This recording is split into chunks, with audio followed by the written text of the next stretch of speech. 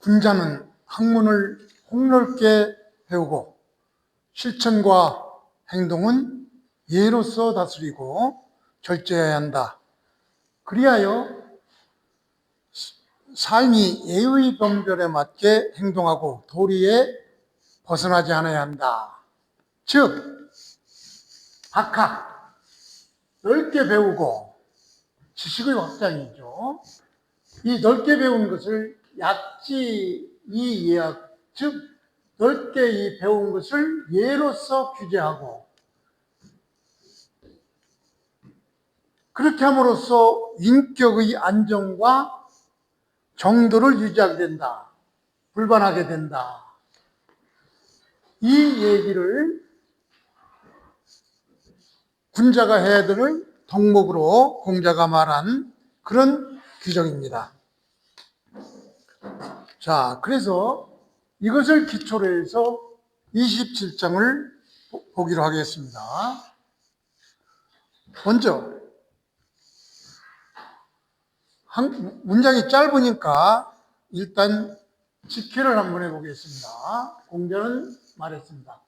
박학어문, 문에 대해서 넓게, 넓을 박자죠. 넓게 배운다. 여기서 문은 뭐냐? 문은 즉 학문과 문화를 얘기하죠.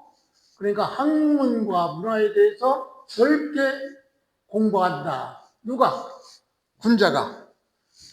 여기서 군자가 지금 생략되어 있는 뺐는데 군자는 학문을 즉 학문과 문화를 넓게 배우고 그리고 이 배운 것을 약지이에 지는 바로 위에서 배운 것이죠. 이것을 무엇으로서? 예로서 규제한다. 그렇게 되면은 가히 불반. 불은 여기서 아니다. 이런 얘기죠. 불지를 약한 건데, 불지반. 즉, 반은 뭐 받들어 뭐 이런 소리도 있는데, 여기서는 어긋나지 않는다. 즉, 배반하지 않는다. 뭐 이런 소리죠. 이렇게 해야 가히 군자라고 할 수 있다. 이런 얘기인데, 자, 이거를 하나씩 따져봅시다. 군자, 박학. 여기서 박학, 아까 얘기했던 넓은 박학이니까 넓게 공부한다. 이런 얘기죠. 무엇을 넓게 배우느냐? 공자가 말하는 것은 이때 고전을 넓게 배운다. 학문의 대상이 고전이죠. 넓게 배운다. 여기서 다시 문에 대해서 이 고전을 넓게 배운다. 이 문은 뭐냐? 바로 고전의 글이죠. 고전이라고 해요. 그 글. 즉 주로 뭘 얘기하느냐? 시, 또 서, 예, 또 음악, 역, 춘추 이런 육예를 얘기하죠. 그 문은 바로 육예를 의미하는데 이 육예에 대해서 넓게 배워야 된다. 이게 전제가 되는데 여기서 중요한 것은 바로 이 고전의 글이 과연 어떤 것들이냐. 이 육경 속에는 뭐가 포함되어 있느냐. 이 속에는 선화, 이전의 왕들이 행했던 그런 그 문물제도, 또 역사 기록, 평가 등이 적혀 있는 이런 것들을 넓게 배워야 된다. 이런 얘기죠. 그런데 이렇게 넓게 많이 배운 것을 두서없이 그렇게 배우기만 해서는 안 되죠. 이것을 약 규제해야 되는데, 즉, 이 약은 절제하다, 규제하다, 이런 얘기인데, 그것을 규제는 그거는, 학문이죠. 이 학문을 어떻게, 무엇으로 규제하느냐? 바로 예로서 규제를 해야 된다. 이런 얘기죠. 그래, 예는 바로 규범이나 절제, 주로 규범을 의미하니까, 이 예는, 두 가지가 있죠. 예는 바로 내면적인 예와, 그 다음에 외면적인 예, 두 가지가 있는데, 이 내면적인 예는 바로 천리를 얘기해요. 천리, 하늘의 이치. 이것이 바탕이 돼서 예면적으로는 바로 예론, 예절, 이것으로서 이 왜 말한 그 육경을 규제해야 된다. 이런 의미가 되죠. 그렇게 되면 역시 가히 불반. 불은 바로 불지요. 불지를 약끊는데 뭐가 아니다. 뭐가 아니다냐. 이 불지반, 지는 바로 이 목적으로 받았죠. 지를 목적으로 받아가지고 이 반의 목적, 즉 어떤 예의 범절 이런 것들이 벗어나지 않는다. 응? 그러니까 도를 벗어나지 않는다. 도를 벗어나지 않는다. 그래야 바로 분자가 된다. 이렇게 봤던 것이죠. 그래서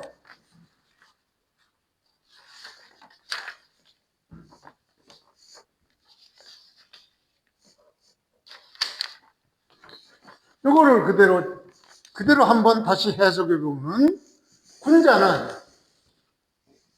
바로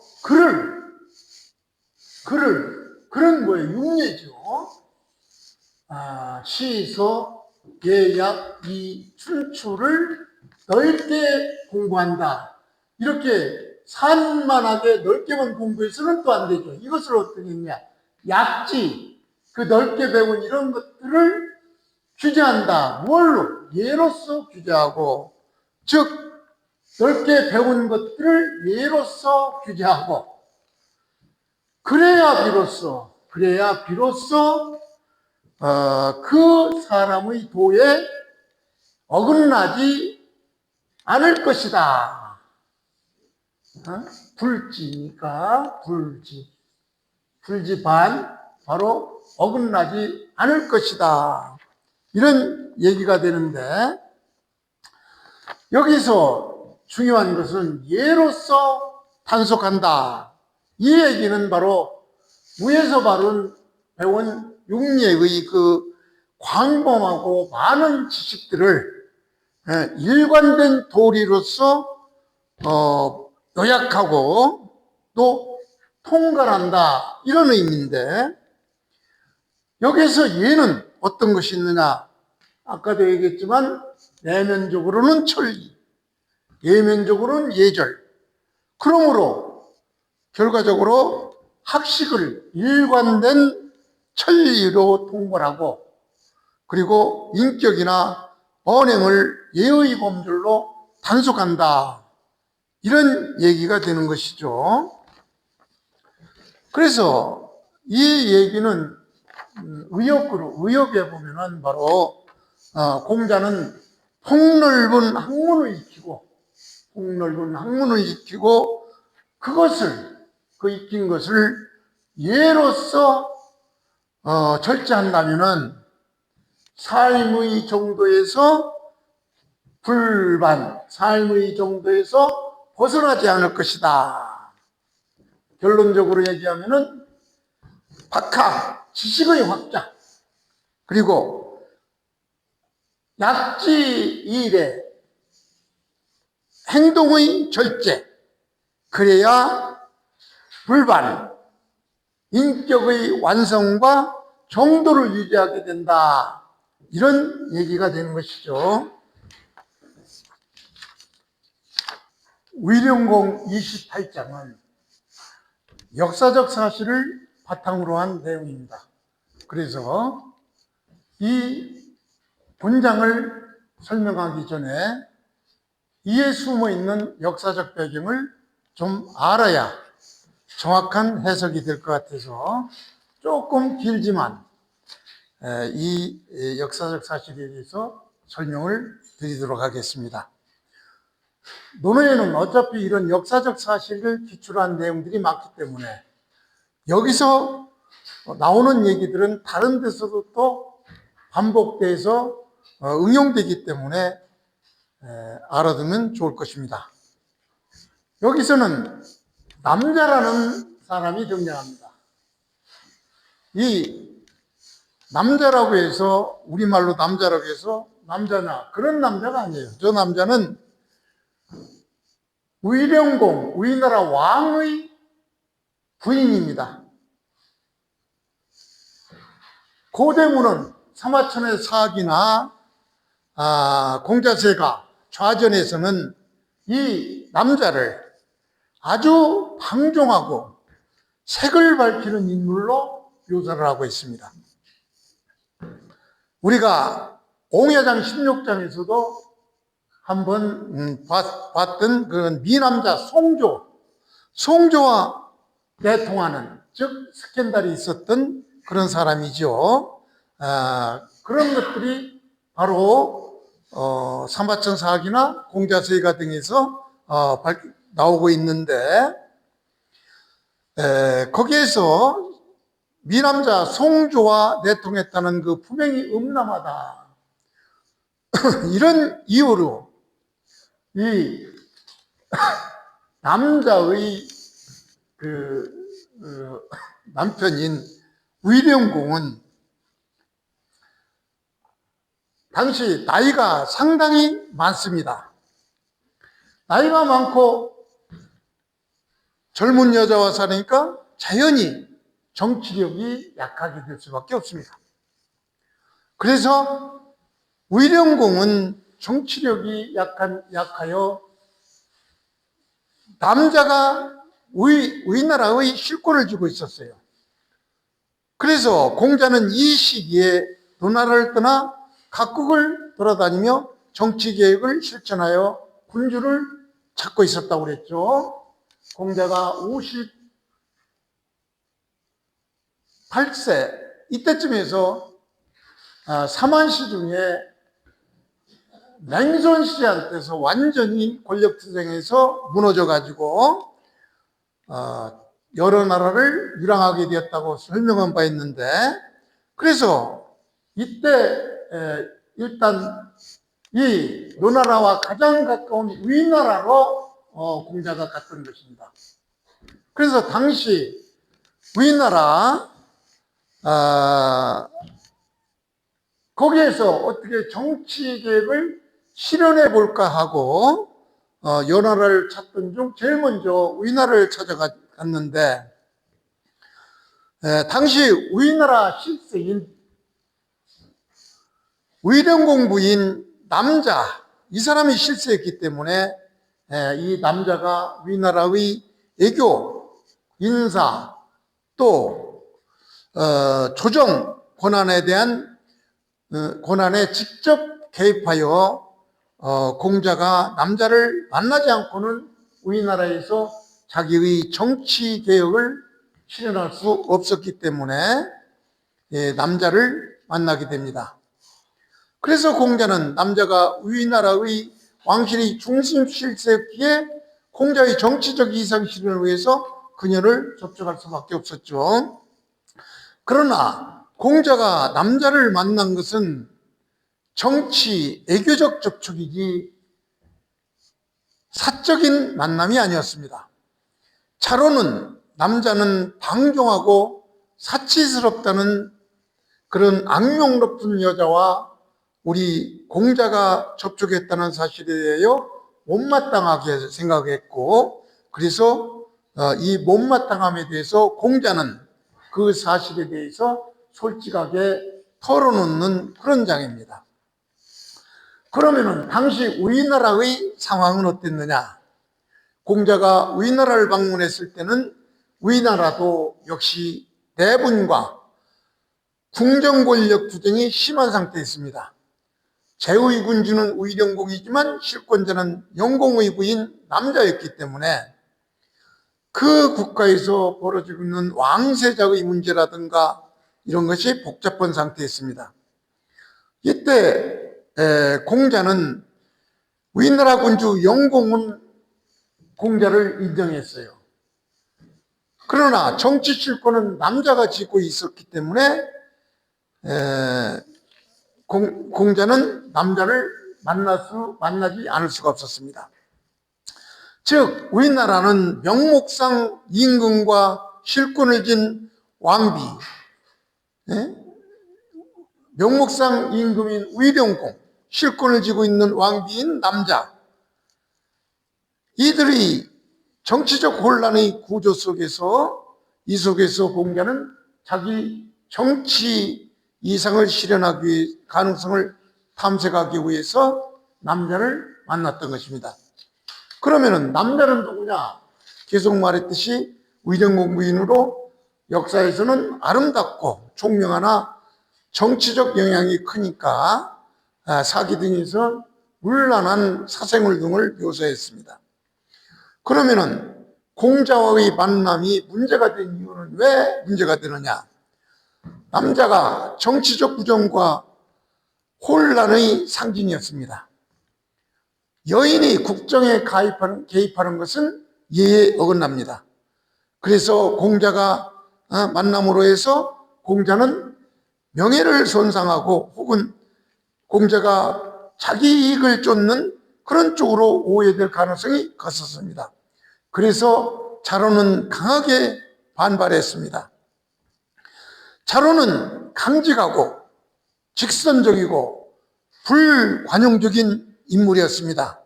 그래서 공자는 현실적이고 융통성 있고 목적지향적인 이런 공자를 자로는 용서할 수 없어서 본문에서와 같이 남자를 공자가 만난 것이 굉장히 자로는 불쾌하게 여겼던 것입니다. 자, 이거는 이 내용은 결국 인과 정치의 현실적 조용 문제를 드러낸 그런 사례가 되는 것입니다.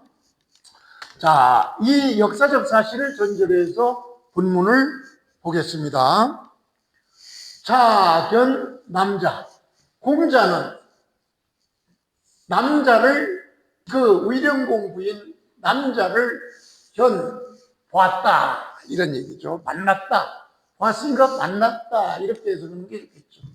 공자는 의령공 부인 남자를 만났는데 이 만난 사실에 대해서 자로라는 사람은 요열 기쁘지 않다, 좋아하지 않았다 이런 얘기죠. 공자가 남자를 만난 것에 대해서 자로는 기쁘게 생각하지 않았다 이런 얘기죠. 그러니까 부자 공자는 이 시지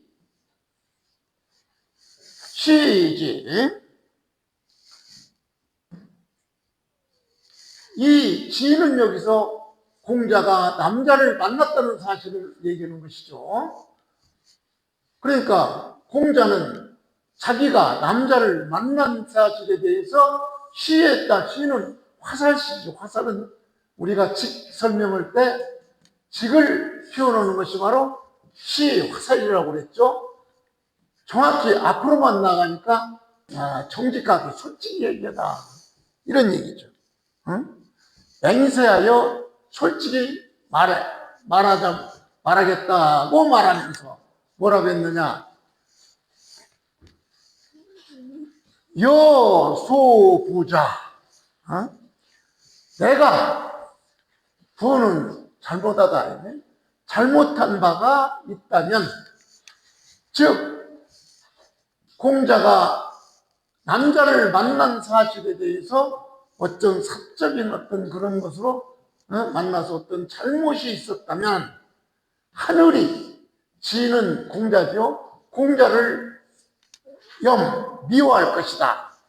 두 번이나 반복해서 자기 만난 사실을 설명하고 있죠. 하늘이 공자, 나를 미워할 것이다. 이렇게 직해가 되는데, 자, 이 부분을 하나씩 따져봅시다. 여기까지는 뭐 별 어려움이 없죠. 여기서 부자, 시주, 요게 문제가 되는데, 공자가 이것에 대해서, 이 사실, 남자를 만난 사실에 대해서 시인은 아까 얘기했지만 맹세하여 솔직하게 말한다. 시지, 이것을 맹세하다, 솔직히 얘기하다. 그러면서 말하기를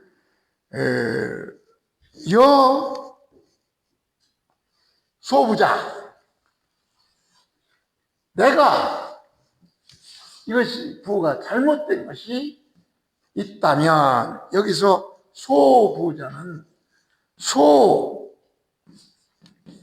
A 자해서 이게 하나의 수거 비슷하게 되는데, 이것은 바로 A 하는 바, A가 여기서는 부지요. 부하는 바. 이 부는 비라고도 있죠. 비라고 해서 바로 막힐비, 어디에 막힌다 해서 막힐비에서 비라고 있는데, 여기서는 부지요. 즉 그러다, 잘못되다, 여기서는 옳지 않다, 이게 바뀌죠. 옳지 않다. 응? 그래서 고대 고문에서 이 부는 부정부사 아니다, 이런 말도 있고, 여러 가지가 있고, 형용사로는 나쁘다, 또 동사로는 틀리다, 잘못하다.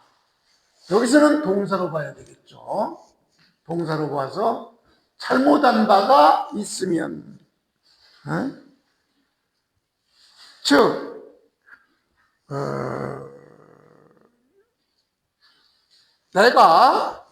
내가 잘못된 바가 있다면, 이렇게 해석이 되겠죠. 그렇다면은 하늘이, 지는 공자죠. 공자를 싫어할 것이다, 미워할 것이다. 하늘이 나를 미워할 것이다, 이런 얘기니까, 이거를 종합적으로 해석하면은, 공자가 남자를 만난 것에 대해서 자로가 불쾌하게 여기자, 공자는 자기의 정당성을 천명을 들어서 엄숙히 선언을 했죠. 즉 내가 잘못했다면, 내가 잘못한 바가 있다면 하늘이 나를 버릴 것이다. 즉 남자를 만난 것은, 의령공부인 남자를 만난 것은 사사로운 욕망에서 만난 것이 아니라 정치적 공적 목적에서 만난 것이며, 즉 자기의 정치 개혁을 실현하고자 해서 만난 것이지 결코 부끄러워할 일이 아니다. 이것을 강력하게 말하며 자기의 신뢰를 표명한 그런 내용인 것입니다.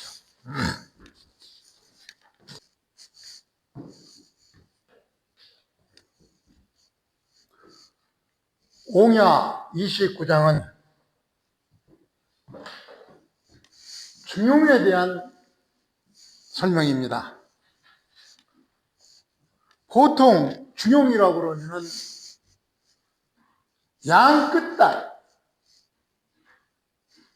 양 끝단에서 이 가운데 중앙, 양쪽 끝단이 아닌 중간, 이 중간의 절충을 중용이라고 생각하는데, 여기서는 이러한 양 끝단의 가운데를 의미하는 이런 중용이 아닙니다.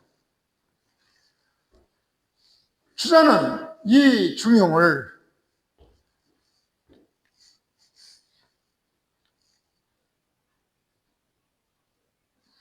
모든 사람이 언제나 일상적으로 따르고 실천할 수 있는 합당한 덕이다. 결국 중용은 하늘의 소리를 따라 살아야 자기의 처지에 가장 잘 맞는 도리를 중용이라 이렇게 얘기하는데,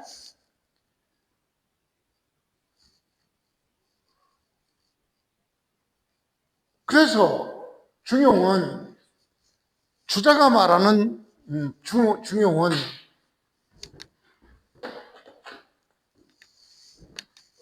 여기서 중은 뭘 의미하느냐? 중자에서 무과, 즉 넘치지도 않고 무가 불급, 미치지도 않는다. 넘치지도 않고 미치지도 않는 그런 명야이라 되고, 넘치지도 않고 모자라지도 않는 그것을 바로 중이라고 봤고, 그 다음에 용은 뭐라고 봤느냐? 평상이야라고 해서 평범하고 항상 쓰인다. 이거를 주자는 중용이라고 봤던 것입니다. 그래서 이것을 배경으로 해서 29장을 해석해 보겠습니다. 공자는 말하기를 중용이라는 것은 중용의 덕이라고 하면, 그래서 이것을 해석사는 그냥 중용의 덕 이렇게 해석을 하기로 하겠습니다. 중용의 덕은 기지 위호라, 멋머지라고 볼 것이다. 지극하다고 볼 것이다. 중용의 덕은 지극하다고 볼 것이다. 그런데 민선, 여기서 민은 중용의 덕을 모르는 사람들을 가리키죠. 백성들이 중용의 덕을 따르고 실천하지 않는 것은 드물선이죠. 드물다. 백성들이 바로 그 중용을 오랫도록 행하지 못한 지가 오래됐다. 오랫도록 행하지 않고 있다. 이렇게 직역이 되는데, 자, 요거를 하나씩 따져보겠습니다.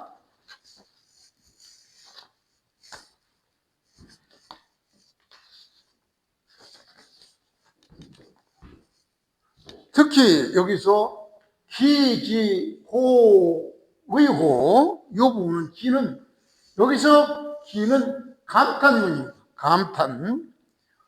지는 지극하다. 호, 감탄의 연속이죠. 그러니까 중용의 덕은 지극하구나, 이런 의미예요, 여기서는. 그리고 민선구지는 바로 백성들이 이토록 이 도를 행하는 사람이 드문 지가 오래되었다고 이런 얘기죠. 그러니까 이것을 의역해 보면은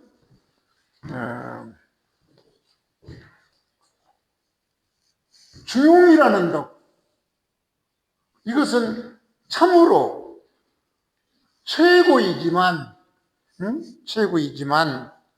백성들은 그것을 실천하지 못한 지가 오래되었구나. 이런 얘기가 되니까, 즉 중용은 가장 완벽한 덕이죠. 그렇지만 실제로 행하는 사람은 드물다. 이것을 공자가 탄식한 그런 귀절입니다.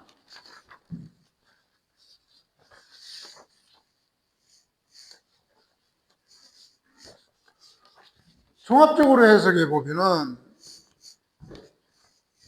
주자는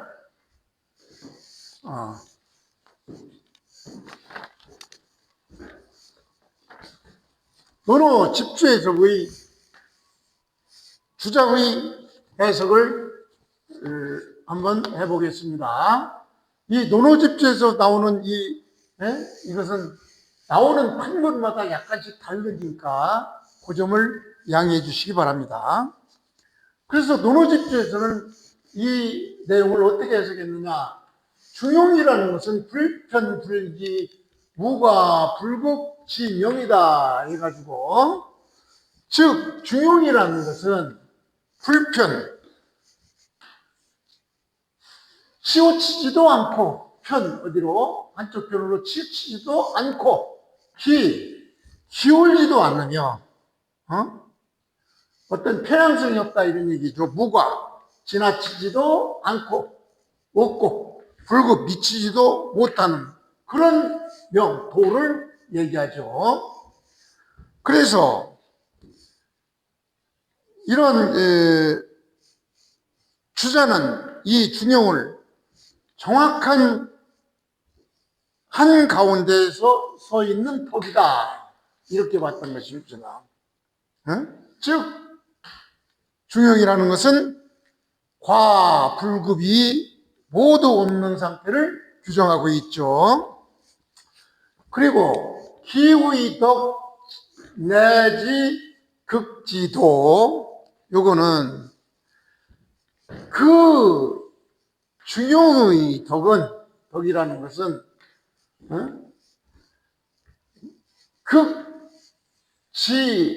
지극지도, 지극한 경지의 도다. 지극한 경지의 도다. 즉 덕의 최고 수준이다. 이런 얘기죠. 중용이라는 것은 바로 덕의 최고 수준이다. 이런 얘기죠. 즉 그 덕됨은 진실로 지극한 도이다.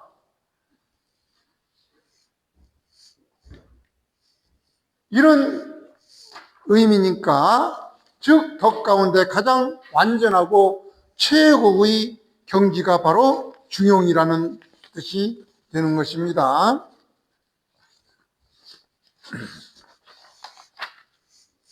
빈선능구 어차의, 그러나 백성들은